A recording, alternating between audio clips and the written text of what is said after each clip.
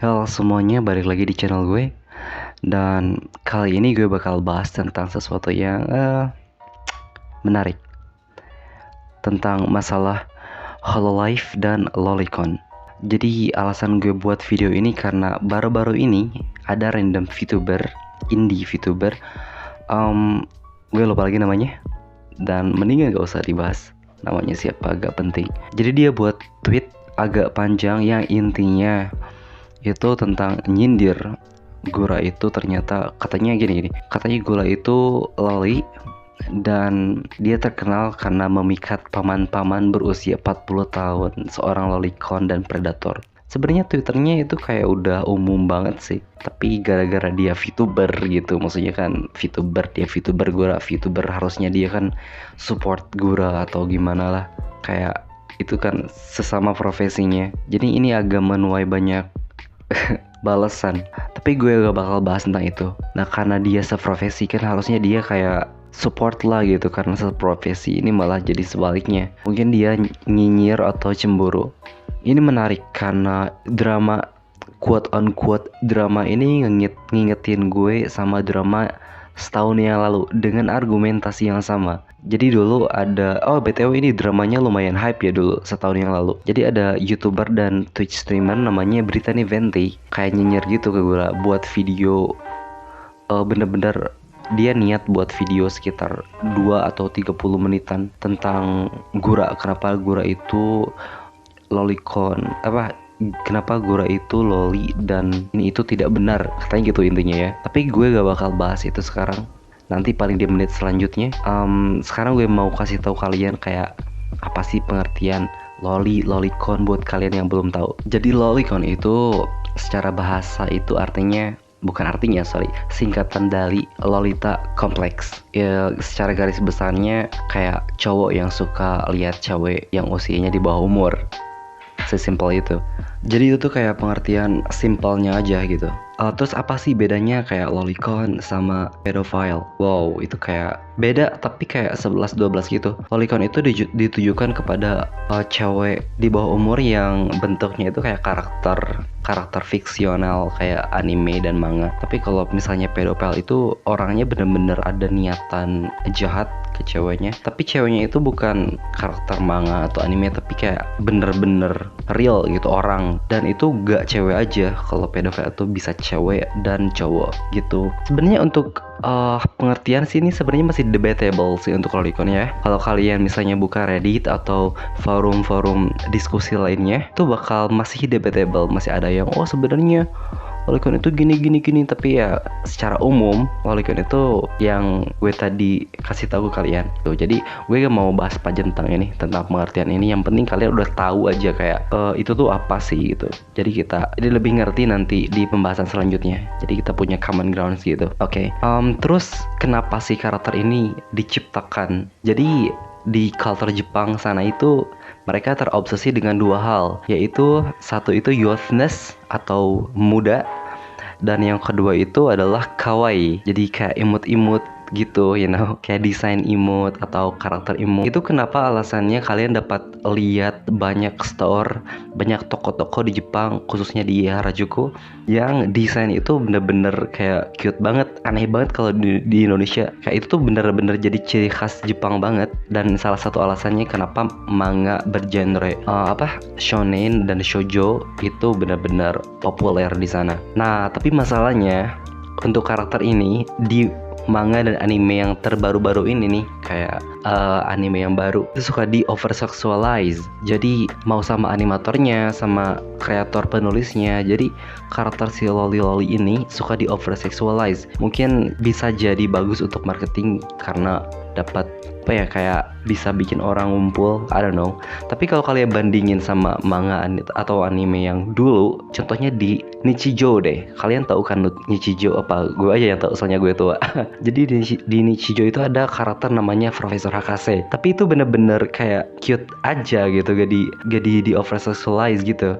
Jadi bener-bener oli yang sesungguhnya. Tapi kalau anime sekarang pasti ada karakter ini. Terus di kayak ada scenes dimana berbau-bau 18 plus pakai karakter ini, kayak Ini unik karena si Brittany Venti ini menurut gue udah bener-bener di attack sama fansnya Gura atau semuanya kayak udah mati lah ya. Bisa terjadi lagi argumen yang sama di sekarang-sekarang ini. Oh ya, ini klipnya buat kalian yang nggak tahu. Hi everyone, it's me, Brittany Venti, the janitor of YouTube, here to clean up the crap that nobody else wants to. This lolly, which is depicted as a prepubescent child, is voiced by somebody, and the person voicing them is number one, putting on a childish voice. This is not the voice of a woman, but you could say, oh, some women sound childish. Okay, then what about the fact that the lolly is pretending to not know how to spell words? You know how children don't know how to spell basic words and they will tend to misspell them because they're just learning how to write? That's what she does. Is that just pure coincidence? Oke, udah nonton klipnya? Jadi intinya di sana dia ngomong, aduh apa sih ini kayak karakter VTuber loli, sama dia bertingkah kayak bener-bener bocah gitu. Gak bisa spell apa, kayak di klipnya ada dia gak bisa spell satu kata gitu, stomach, kayak berakting seperti bocah. Dia bilang kan this is really disgusting. Dan setelah dia bikin video itu bener-bener dia diserang sama fansnya Gura karena yang pertama mungkin Gura itu lebih populer, itu udah pasti. Itu kenapa banyak yang langsung nge-hate ke si Brittany Venti karena dianggapnya kayak nyinyir gitu. Yang mana itu sangat understandable kenapa dia di-hate. Soalnya dia itu bikin video kayak di sela-sela argumen itu kayak penyampaiannya itu penuh dengan hateful atau kayak hateful banget. Jadi kesannya tuh kayak nyinyir aja gitu. Padahal dia buat argumentasi yang bener-bener masuk akal sebenarnya kalau kita lihat Gora dari perspektif bukan pecinta VTuber ya. Kalau lu misalnya, coba kita open minded dulu. Kalau misalnya kita orang normal gak suka VTuber terus tiba-tiba lihat VTuber yang kayak gitu, pasti kita juga mikir kan kayak, di apaan, kayak anak kecil. Jadi kalau dilihat dari perspektif itu benar-benar si Twitch streamer itu emang sebenarnya gak salah-salah banget. Tapi karena penyampaiannya orang-orang langsung nge-hate dia. Karena orang-orang itu pasti membela apa yang mereka suka, bukan apa yang benar. Dan si fans Gora pun dan si fans Gora pun ngebalas argumentasinya itu kayak gak masuk akal gitu loh. Kayak dijawab A doang sama dia apa sih nyinyir. Kan hal-hal kayak gitu gak ngebalas omongannya dia sebenarnya sih, kayak kenapa dia loli dan kenapa desainnya kayak gini. Itu gak ngebalas semuanya. Jadi dia kalah karena emang kurang populer. Jadi si Twitch streamer ini kalah karena emang dia kurang populer aja sebenarnya. Oke, sekarang balik lagi ke pertanyaan yang lebih penting. Apakah Hololive itu? Oke, sekarang balik lagi ke pertanyaan yang lebih penting. Apakah Hololive bener-bener nyediain wadah buat lolicon? Apa Gura emang didesain kayak gitu emang mengundang para predator? Apakah itu benar? Menurut tanggapan gue kayaknya enggak deh. Jadi gini guys, setiap rilis member kan Hololive itu rilis per generasi. Di generasi itu ada 4-5 member biasanya. Kita gak bicara Hololive ID doang, soalnya kalau Hololive N cuma bertiga, jadi agak terlalu sedikit. Jadi kita bicara tentang Hololive N, itu ada 5 member. Jadi menurut gue kenapa Gora desainnya kayak gitu, itu tuh karena Hololive ingin membernya itu punya ciri khas masing-masing. Jadi dari segi modelnya, jadi keanekaragaman gitu, diversity. Ada yang bubanya gede kayak Kali, terus ada kontras sebaliknya Gura yang kecil, tubuhnya kecil. Kali kan bener-bener kayak mommy banget.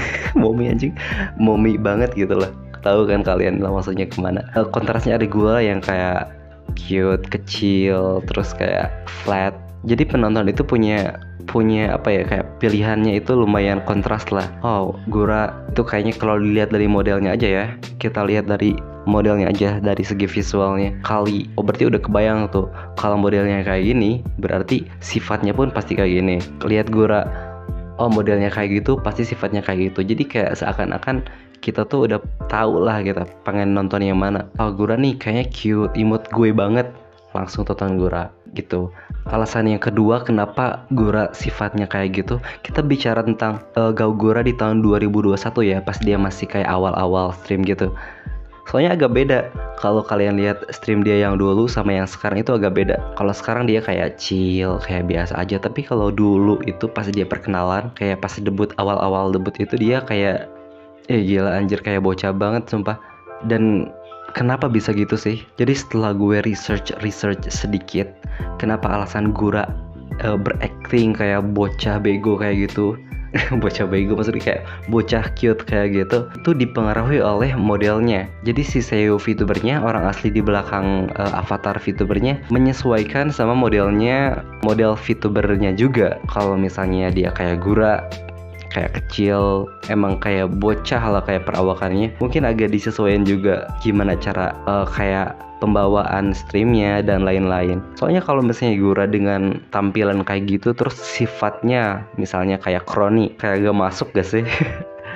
Gak masuk anjir, agak aneh kayaknya. Bukan kayaknya sih, emang iya pasti agak aneh juga. Terus Crony yang sifatnya kayak feminim kayak Luna misalnya, itu agak tidak sinkron antara modelnya sama sifatnya, agak kurang sinkron gitu. Jadi sangat understandable kenapa Gura awal debut emang kayak gitu, karena bukan apa ya, dia bukan gitu supaya menarik para predator sama Lolicon, tapi emang nyesuaiin aja sama modelnya. Tapi seiring berjalannya waktu ya pastilah kayak agak keluar sifat aslinya. Soalnya kalau misalnya acting terus pasti itu agak capek ya.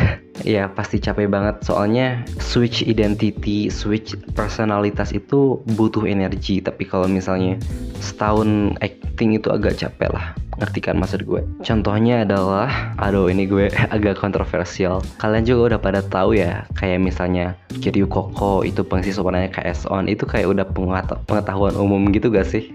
Kalian juga pernah kan kayak tiba-tiba YouTube ngerekomendasiin video dengan thumbnail random foto orang Jepang, terus kalian klik, ternyata kan pengisi suara VTuber. Kalian juga pernah kan? Jadi gue mau kayak spill aja sedikit. Yang pertama itu kayak Kurejoli. Kalian tau Kurejoli kan? Jadi dia itu modelnya Kurejoli robek-robek, pakai baju warna merah, tonesnya itu tones warnanya merah sama hitam, baju robek-robek, dan agak sesuai sama personalitasnya, yaitu agresif, crazy kayak namanya. Terus sebelum dia Kurejoli, dia itu pengisi suara VTuber namanya Akuma Momo, yang modelnya itu bener-bener 180 derajat berbeda sama Kurejoli. Yang mana Akuma Momo itu main colornya itu pink pastel kayak Luna, dan di sana pengisi suara Kurejoli itu bener-bener nyesuaiin sama model si Akuma Momo itu. Jadi dia agak jauh lebih feminim dari Kurejoli. Itu orang yang sama ya by the way. Itu kenapa pengisi suara bakal agak menyesuaikan personalitasnya dan pembawaan streamnya kayak modelnya. Itu sebenarnya sih inti yang mau gue omongin. Kenapa Gura kayak gitu? Sebenarnya bukan karena dia pengen merayu om 40 tahun. Tapi emang modelnya kayak gitu, kayak mengharuskan dia acting kayak gitu. Itu aja sih paling untuk video kali ini. Gue cabut.